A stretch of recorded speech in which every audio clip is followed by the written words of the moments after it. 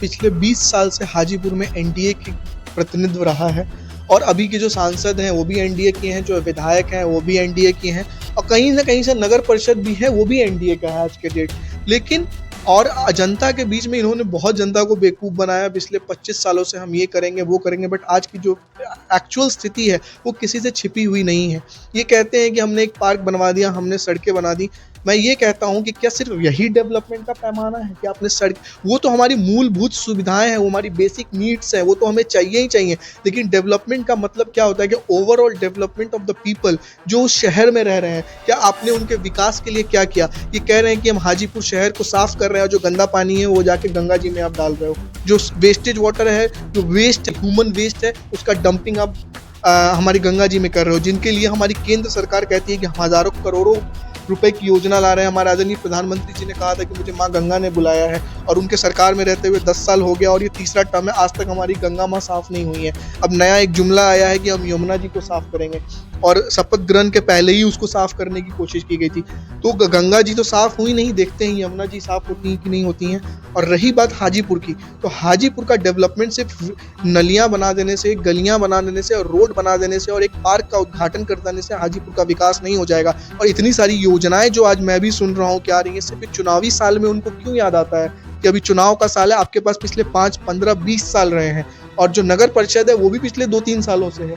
तो आपको उस समय वो चीज़ें क्यों नहीं याद है। मुझे याद है नगर परिषद के द्वारा ये कहा गया था कि हम 6 महीने के अंदर पानी का जो वाटर लॉगिंग की जो प्रॉब्लम है हाजीपुर शहर के अंदर, हम उसको ठीक करेंगे। लेकिन उसको ठीक नहीं की गई, बल्कि करोड़ों रुपए का मशीन मंगवाया गया और उसको डीजल पे चलवाया गया। और डीजल हम आप लोग अच्छे से जानते हैं कि सबसे ज़्यादा प्रदूषित करता है एक शहर को।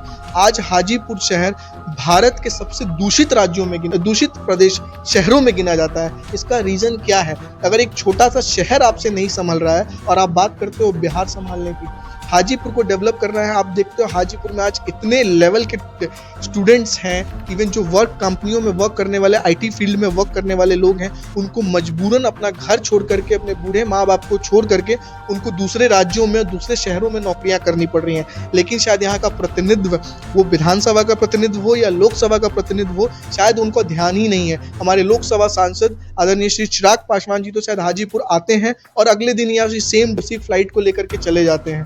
मैंने देखा था जब लोकसभा चुनाव हुआ था तो लोकसभा चुनाव का रिजल्ट 2 बजे आया था और शाम के 5 बजे की फ्लाइट पकड़ के वो दिल्ली चले गए थे, क्योंकि शायद उनको हाजीपुर की जनता से मतलब ही नहीं है। वो सिर्फ कहते हैं बिहार फर्स्ट, बिहारी फर्स्ट, लेकिन उन्होंने आज तक सिर्फ अपना फर्स्ट देखा है और अपनी पार्टी का फर्स्ट देखा है।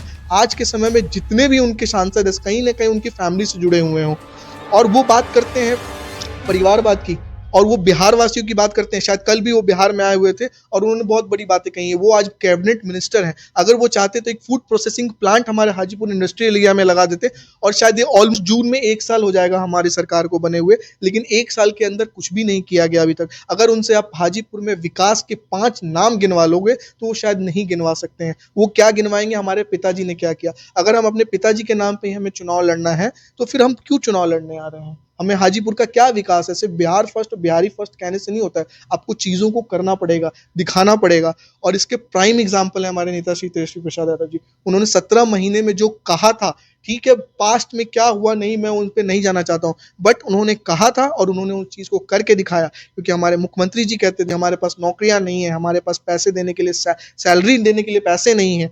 उन सारी चीज़ों को उन्होंने गलत प्रूफ किया और ये कहीं ना कहीं सर्वे में अब धीरे धीरे ये भी आ रहा है कि जितने भी बीपीएससी के थ्रू नियुक्त टीचर्स थे, अब वो स्कूल का एजुकेशन लेवल धीरे धीरे बढ़ रहा है, बिकॉज वो शिक्षित है।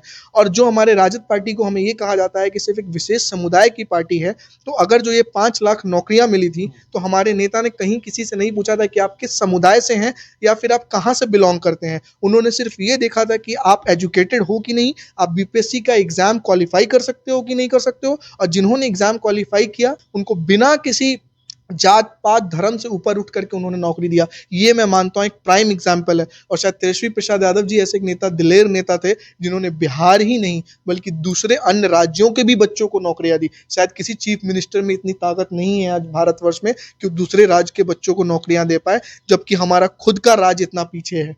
अभी एक एग्जाम्पल देखिए, कुछ दिनों पहले सोशल मीडिया पे एक वायरल हो रहा था वीडियो। एक हमारा बिहार का बच्चा बंगाल में एग्जाम देने गया था, जिसके उस रूम में घुस करके उसको टॉर्चर किया गया कि तुम क्यों यहाँ आके एग्जाम दे रहे हो, तुम यहाँ से भागो। क्या उसकी यही गलती थी? तो शायद ये हमारे मुख्यमंत्री श्री नीतीश जी के लिए बहुत शर्म की बात है कि एक बिहार के बच्चे को बाहर जो एग्जाम देने जाता है उसको पीटा जा रहा है, उसको परेशान किया जा रहा है।